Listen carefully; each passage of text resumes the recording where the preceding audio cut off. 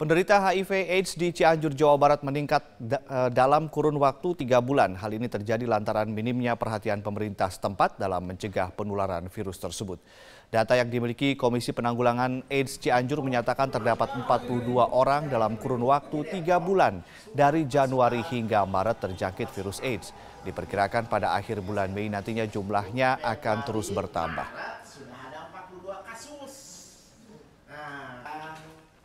Kirakan tahun ini akan lebih tinggi dari tahun kemarin karena dari 3 bulan sudah dapat 42. Temuan kasus yang telah dilaksanakan oleh Dinas Kesehatan dan Puskesmas serta rumah sakit sekarang yang paling tinggi adalah LSL, laki-laki seks laki-laki, ya paling tinggi temuan kasusnya itu.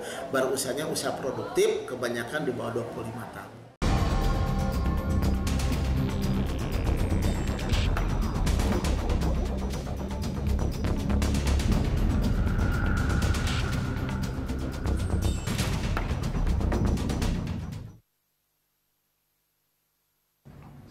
Halo, selamat malam pemirsa. Kita bersua lagi dalam Prime Time Talk. Kembali Anda bersama saya, Doni De Keizer. Pemirsa, untuk kesekian kali, Wakil Presiden Yusuf Kalla dianggap melakukan manuver pada jalannya pemerintahan Presiden Joko Widodo. Ada beberapa hal terkait anggapan itu, diantaranya adanya perbedaan pandangan saat melakukan perombakan kabinet, hingga beberapa kebijakan yang dikeluarkan pemerintah. Seperti saat rencana pembangunan kilang minyak Blok Masela di lepas pantai Arafuru, Maluku beberapa waktu yang lalu. Di mana saat itu Wakil Presiden Yusuf Kalla setuju dengan kilang terapung alias offshore, namun Presiden Jokowi justru setuju dengan kilang di darat alias onshore. Jika benar adanya anggapan tersebut, maka akan berdampak dengan jalannya roda pemerintahan yang sisa 2 tahun saja. Kita akan membahasnya dalam bingkai membaca manuver JK. Sudah hadir bersama saya di studio Berita 1 News Channel, Ray Rangkuti, pengamat politik senior, dan juga Handoko, Ketua DPP Projo. Kita akan menghubungi melalui sambungan telepon Said Didu yang merupakan mantan mitra kerja Wapres Yusuf Kalla yang saat itu juga sempat menjadi Sesmen Kementerian BUMN tahun 2005-2010. Selamat bergabung Bapak sekalian. Bang Ray, apa kabar? Baik. Sehat? Mas Handoko? Alhamdulillah. Aman ya? Aman. Tapi bagaimana Republik kita ini sebenarnya? Sehat atau sedang sakit flu kayak saya? Ya, ada flu-flunya dikit. Ada flunya. Ya. Saya kok membaca gini Bang Ray, seperti deja vu. 2004-2009 Pak JK mendampingi Pak SBY. Kok seperti sinetron lama dengan sutradara baru, tapi dengan cerita lama yang diulang lagi di era Pak Jokowi ini. Komentar Anda? Ya, menurut saya karena peran yang berbeda mungkin ya. Di zamannya Pak SBY itu memang kelihatan sekali peran Pak JK itu agak banyak ya, agak diberi keleluasaan lah. Diberikan peran. Bahkan pada tingkat tertentu kelihatan Pak JK lebih banyak menangguk nama ya. Misalnya ya, mungkin karena itu juga justru kalau dibaca dari zaman di saat itu kelihatan Pak SBY-nya itu agak kurang srek gitu ya, karena Pak JK-nya seperti terlalu lincah, melonjak begitu gitu. Nah, di era Pak Jokowi itu mungkin ada upaya yang sama ya, yang dengan peran yang sama juga yang mau dilakukan oleh Pak JK. Maksudnya Pak JK minta ruang lebih besar? Bukan minta ruang, tapi berpikir akan bisa melakukan yang kira-kira begitu. Oke, dari mungkin, perspektif JK-nya ya? Iya, mungkin tidak ada permintaan secara khusus gitu, tapi mungkin Pak JK bisa berpikir bisa melakukan apa yang telah dilakukannya selama waktu zamannya Pak SBY gitu. Kalau dengan kata singkat sekarang ini, maaf ini bukan personal, JK yang sekarang masih sama dengan JK yang dulu? Saya pikir nggak ada yang berubah ya. Justru makanya ini Pak JK merasakan 2004-2009 itu bisa optimal lah sebagai wakil presiden, diberi entah itu diberi atau Pak JK sendiri yang inisiatif gitu ya. Tapi faktanya kan beliau bisa melakukan sesuatu yang pada era itu orang melihatnya secara positif gitu. Mungkin pikiran yang sama juga kebawa di era yang sekarang ini. Tapi tentu saja memang ada zaman yang berbeda dan ada orang yang berbeda. Nah, ini mungkin yang agak miss dari Pak JK membacanya ya. Zaman yang berbeda tentu saja 2004-2009 tidak sama dengan 2014 dengan 2019 ya. Kan setiap masa ada orangnya, setiap orang ada masanya. Nah, di sini Pak Jokowi terlihat figur Pak Jokowi juga berbeda dengan figur Pak SBY kan. Kalau di zamannya PSB itu bisa dikontraskan antara yang lebih cepat lebih baik gitu ya, dengan yang ragu-ragu gitu. Nah di sini tagline itu nggak lagi efektif karena sama-sama cepatnya gitu sama-sama juga sama-sama lincah ya. Lincahnya sama-sama cepatnya, turun ke lapangan. Sama-sama juga bisa mengambil keputusan dengan sangat cepat. Anda punya pendapat apa, Mas Andre? Oke. Saya setuju dengan yang disampaikan Bang Rey tadi. Memang sekarang ini tidak bisa disamakan. Ini sekarang ada seolah-olah ini mengulang 2004, 2009. Ini nggak sama, sama-sama bener-bener nggak sama. Artinya sekarang ini pemerintahan ini presiden dan wapres ini sama-sama orang yang bekerja, betul, kan orang-orang yang kerja. Nah, cuma kan berbagi peran. Dan saya juga tidak bahwa melihat ada perbedaan, iya. Pada beberapa kasus ada perbedaan pandangan, iya. Wajar-wajar saja.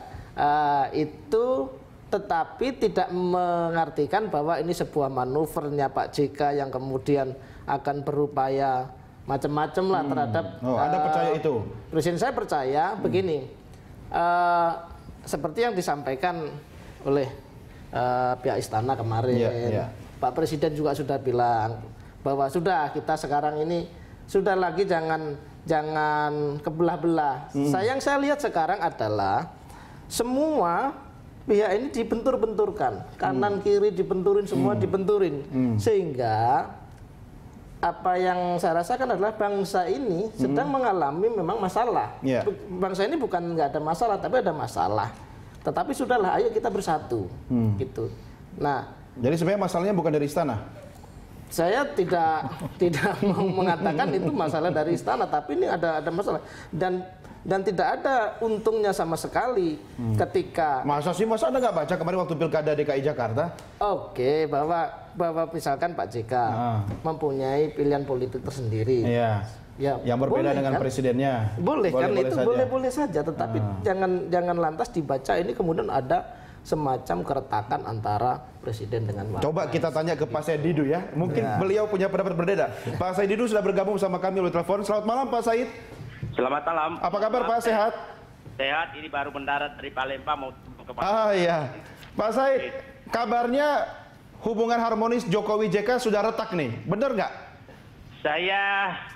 Saya melihat bahwa gorengan memecah belah ini terjadi setelah pilkada. Ada pihak yang menggoreng. Siapa yang goreng-goreng itu, Pak? Ya, tahu lah. Jadi nggak usah diinginkan. Jadi ada pihak yang menggoreng. Nah, saya tahu JK itu dan kami semua karena ada itu adalah pilihannya loyal penuh ke atasan atau tidak cocok adalah keluar. Berbeda. Tidak ada namanya itu karakter orang Bugis Makassar. Jadi jangan pernah ada yang mencurigai bahwa Pak JK akan melawan atasannya. Itu tidak ada di kultur kami. Tolong dibaca. Nah, Pak JK dengan Pak SBY dulu tidak tahu ada kesepakatan. Dan saya yakin juga ada kesepakatan antara Pak JK dengan Pak Jokowi. Maka JK sekarang ngomong tidak kan? Jadi jangan ada yang ini kan. Dan paling kami ini kan adalah bahwa proses pecah belah bangsa ini harus segera dihentikan. Karena saya melihat sudah ada gerakan memecah belah antara presiden dan wakil presiden. Itu yang sangat berbahaya. Sangat berbahaya. Pak, jadi lupakan semua dulu. Jangan ada yang berbagai untuk menghancurkan persatuan bangsa. Jangan ada. Kenapa kami masuk kemarin keluar?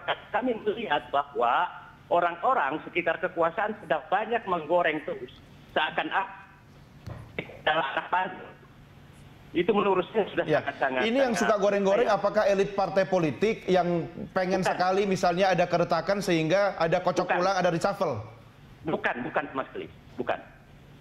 Bukan orang-orang yang menurut ini saya katakan saya tidak biasa bicara tertutup apa namanya ini.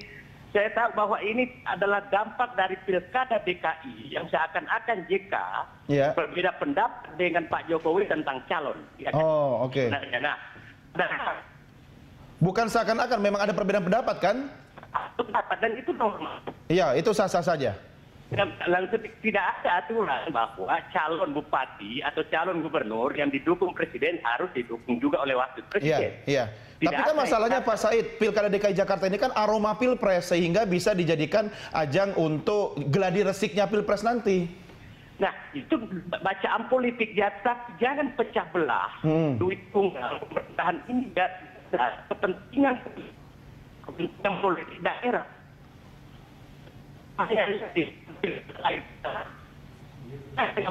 Oke.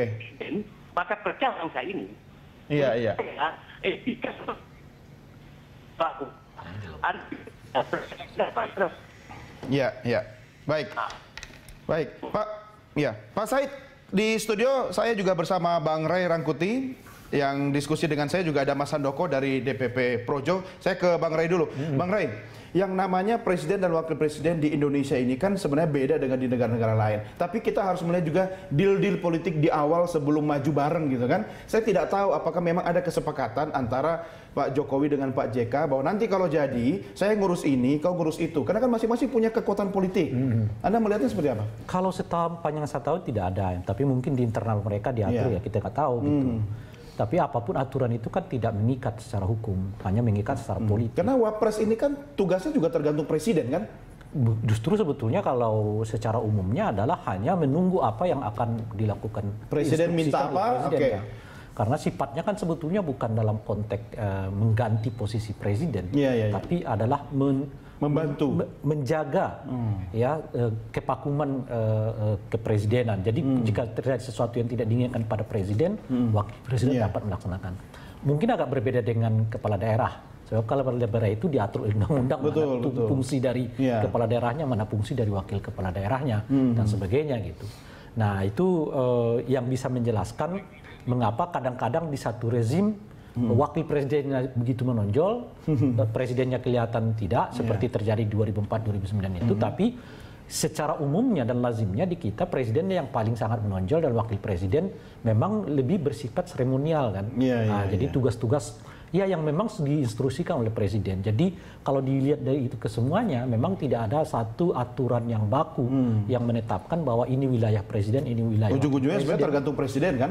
Karena memang ujung-ujungnya tergantung presiden. Kan tidak ada misalnya kemudian kalau presiden mengambil semua tugas, wakil presidennya bisa mengadukannya kemana? Nggak ada. Sama seperti zaman Pak Harto waktu Pak Tri Sutrisno nggak dikasih kerjaan apa-apa gitu kan? Nggak bisa diapa-apain kan? Oke, baik. Bapak-bapak kita break dulu, kita lanjutkan segmen berikutnya. Pemirsa, kami segera kembali sesaat lagi. Tetap bersama Prime Time Talk.